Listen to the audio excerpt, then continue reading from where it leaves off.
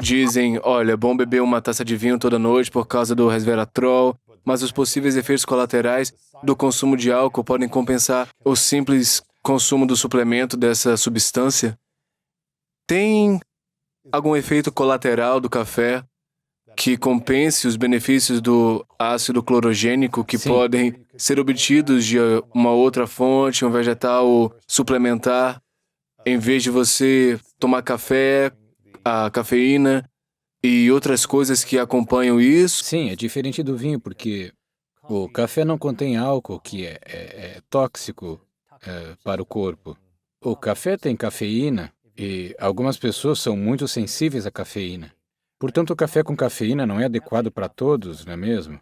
Portanto, não há absolutos aqui, certo? Tudo é individualizado. É o que estamos aprendendo sobre saúde em geral, sobre quem somos e o que é certo para o nosso corpo. Ah, O descafeinado pode ter o mesmo benefício ou... Ele precisa ser descafeinado por meio de um processo com água, certo? Agora, a maioria dos processos de descafeinação costumava usar solventes para remover a cafeína, portanto, realmente colocam produtos químicos no chá ou café para remover a cafeína. Ao fazer isso, eles deixam alguns resíduos do solvente no café ou chá e também removem os polifenóis, inclusive os clorogênicos, e é isso mesmo. Então qual o objetivo, né? Exatamente, exatamente. Um Então acaba placebo para o que, bom, você não café... consome tanta cafeína, certo? Então você Ok, fica sem os benefícios, sem as coisas é ruins, mas também sem aproveitar os benefícios. Então, interessante. o interessante é que, de modo geral, o café ele é seguro para consumo. Muitas pessoas costumavam dizer, bem, isso vai causar esofagite. Na verdade, acelera o coração. Não para a maioria das pessoas. Na verdade, ele não aumenta doenças cardíacas nas pessoas.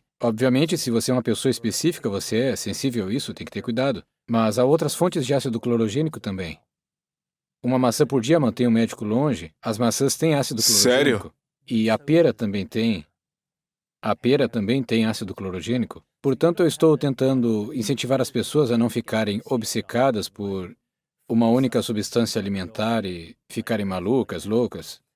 Apenas saibam que estamos começando a descobrir o que há em certos alimentos que são bons para nós, e muitas vezes esses elementos que são bons em um alimento também são encontrados em outros. Certo. E isso abre as portas para a diversidade. Exato, eu adoro isso. Agora, falando de frutas. E essas são as duas principais, né? Como café e chá.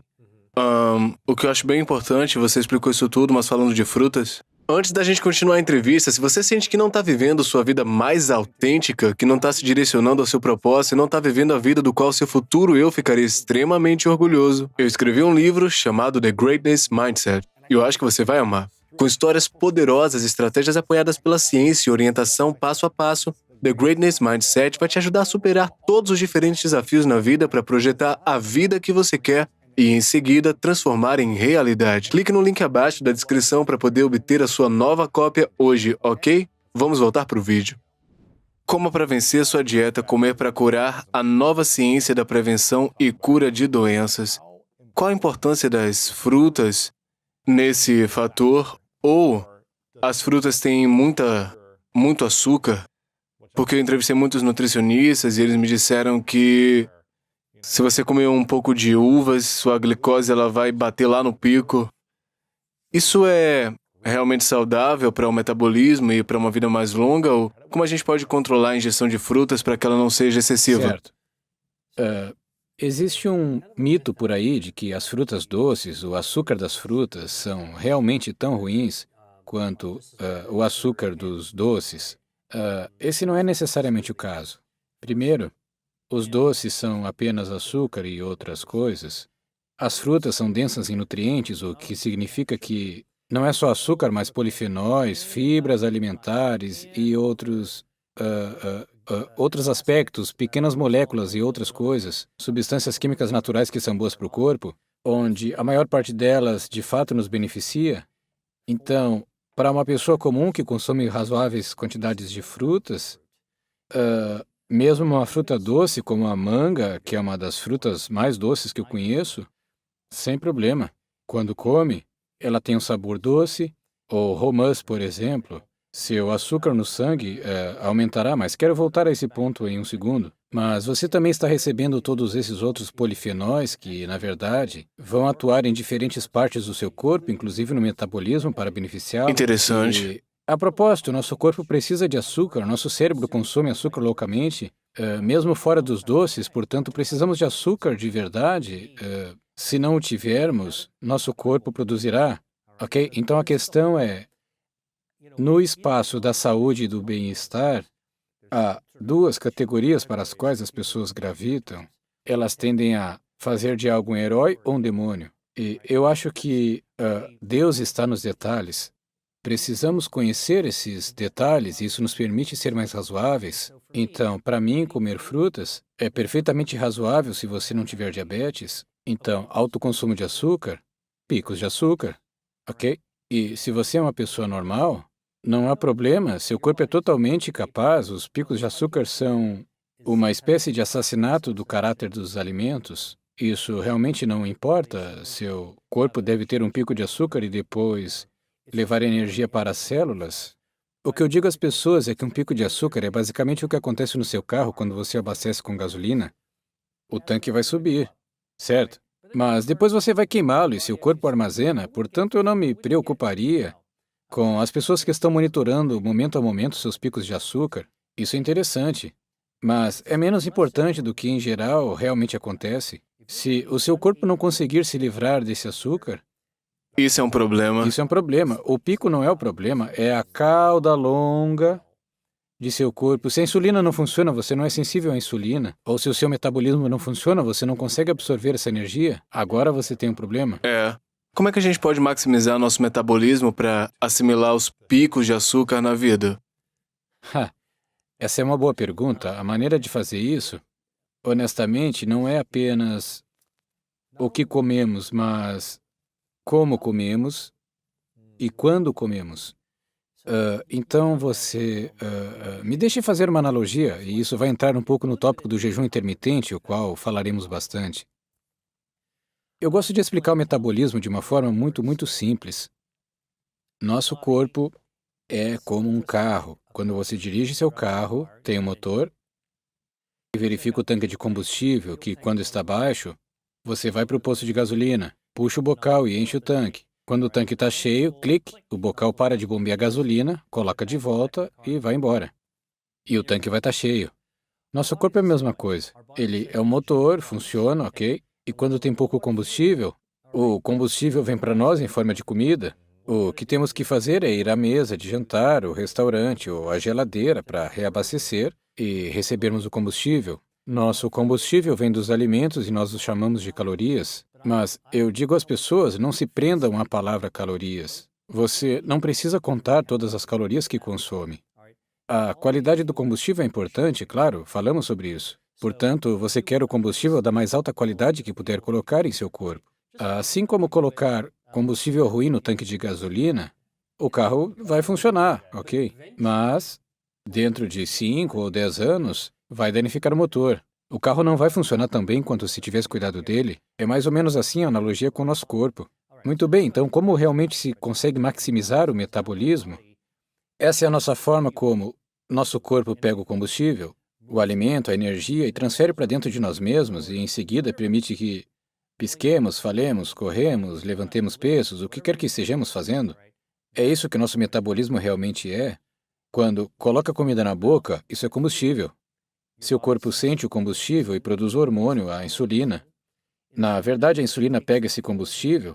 Se você colocar no tanque, seu corpo vai funcionar com ele, mas o que sobrar vai para as pequenas células de gordura, para seu tanque de combustível. Não é um grande problema. E o pequeno tanque de combustível fica um pouco maior porque está cheio de combustível, certo? E quando você para de comer e o combustível se enche, os níveis de insulina diminuem, certo? Então você vai embora, se afasta do posto de gasolina. É simples, ok?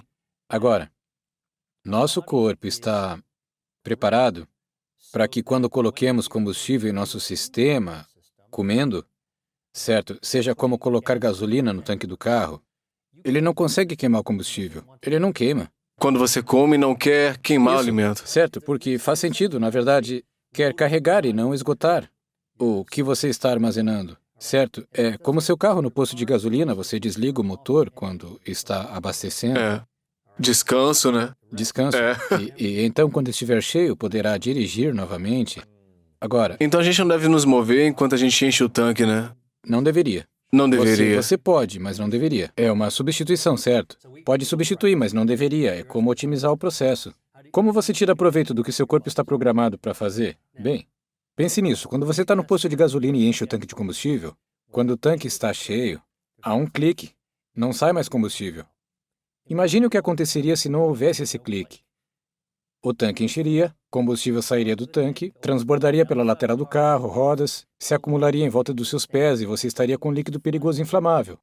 Um caos, certo?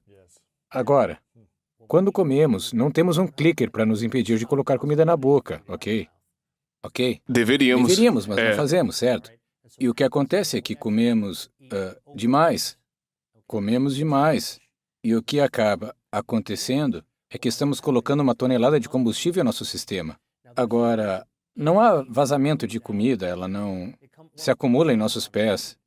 Nosso corpo rapidamente se reabastece. Assim, ele tem toda a energia de que precisa, ele repõe um pouco do excesso nas células de gordura existentes, as células de gordura crescem, crescem, crescem, crescem, crescem, certo? Opa, agora você as enche, eles são como balões de água espremidos o máximo que podem, o corpo ainda tem combustível para armazenar e o que ele faz? Produz mais células de gordura e agora eles a enchem, e depois produz mais e enche. Quando você come em excesso, tem combustível demais, porque você ganha peso e desenvolve muita gordura corporal. Agora, o que acontece é que essa gordura cresce cada vez mais, e mais com o tempo. Ela passa de um pouco para uma massa maior, ela precisa de sangue, certo? Ok. Por isso ela se espalha para tentar obter mais vasos sanguíneos para alimentá-la. Mas se você estiver comendo demais e a gordura estiver se expandindo tão rapidamente porque você está armazenando combustível, e ela não consegue obter um suprimento de sangue rápido o suficiente, adivinha, o centro começa a morrer. Isso é chamado de hipóxia. E a parte central da gordura se comporta como um tumor. Ela começa a morrer e, quando morre, torna-se inflamatória. É por isso que, quando tem excesso de gordura corporal, isso se torna uma situação inflamatória perigosa, como se estivesse em um poço de gasolina com a gasolina sobrecarregada, derramando em seus pés. E o que acontece quando o corpo armazena muita gordura corporal e a gente tem muita inflamação de gordura corporal? Sim, bem, em primeiro lugar, desarranja seu metabolismo e todos os hormônios naturais. É importante saber o que a gordura normalmente faz, porque esse é outro grande mito que a ciência começou a nos ajudar a repensar o que é realmente a gordura corporal. Mas nossa gordura corporal normalmente, ela nos protege, amortece, aquece, ela queima energia extra, mas também é um órgão em nosso corpo. As pessoas não se A dão gordura é um conta. órgão? Sim, é um órgão, como o pâncreas, fígado, os rins. A gordura agora é realmente um órgão endócrino, o que significa que secreta hormônios, certo? Ela secreta 13 hormônios que conhecemos, mas 3 mais importantes são a leptina, que é um controlador de apetite para o nosso cérebro. Quando a gordura produz leptina, ela diz, sabe de uma coisa? Vá com calma. Ei, você não está com tanta fome assim, então ela diminui esse controle. Você precisa disso. Eu tenho mais disso, eu preciso mais para conseguir baixar para mim. Agora, outro hormônio que ela produz é chamado de adiponectina. Muitas pessoas já ouviram falar da leptina, mas talvez não conheçam a adiponectina, certo? A adiponectina é um hormônio que, se eu pegasse um frasco de sangue e medisse no laboratório, teria um nível 1000 vezes maior do que qualquer outro hormônio em absolutamente todo o seu corpo, 24 horas por dia. E a razão é que a adiponectina permite que a insulina leve a energia para suas células. Você precisa disso. E sua gordura, a gordura saudável, produz adiponectina. Certo? Muito, muito importante. E o terceiro hormônio, extremamente importante, é a resistina. E a resistina é basicamente o freio da adiponectina, que é o acelerador. A adiponectina é o acelerador, muita energia. O freio é a resistina, ok? Devagar, certo? Então as três, leptina, adiponectina e resistina, são produzidas pela gordura saudável normal. E o que acontece quando a gordura cresce demais e se torna inflamatória? Todos esses hormônios ficam como loucos. Eles não se comportam como deveriam, você não está puxando a energia, certo? E você não está absorvendo a energia. Os mecanismos de fome não funcionam direito. Você come demais e não consegue parar. A sua capacidade de ativar o metabolismo, o que ele precisa para iniciar e parar, o equilíbrio entre acelera e para, fica bagunçado. Além disso, você tem uma inflamação que se espalha por toda a gordura. E quando a gordura se derrama, é como a gasolina que se derrama em torno de seus sapatos no posto de gasolina. No posto de gasolina ela é inflamável e no seu corpo ela é inflamatória. Arruína seu sistema imunológico. E isso prepara para o diabetes, para o câncer, para a constrição dos vasos sanguíneos e, portanto, para o derrame e o ataque cardíaco. Só Uau. desgraça. O excesso de gordura é ruim. Excesso de gordura corporal, mas não esqueça. Uma das coisas que comecei a dizer é que um pouco de gordura é absolutamente essencial. Nós precisamos de gordura normal. A gordura é boa até que se torne ruim. Então não devemos temê-la, mas domá-la. Na verdade, o açúcar no refrigerante causa inflamação. Isso realmente destrói seu microbioma, suas bactérias intestinais também. Suas bactérias intestinais simplesmente não podem tolerar tanto açúcar, ok?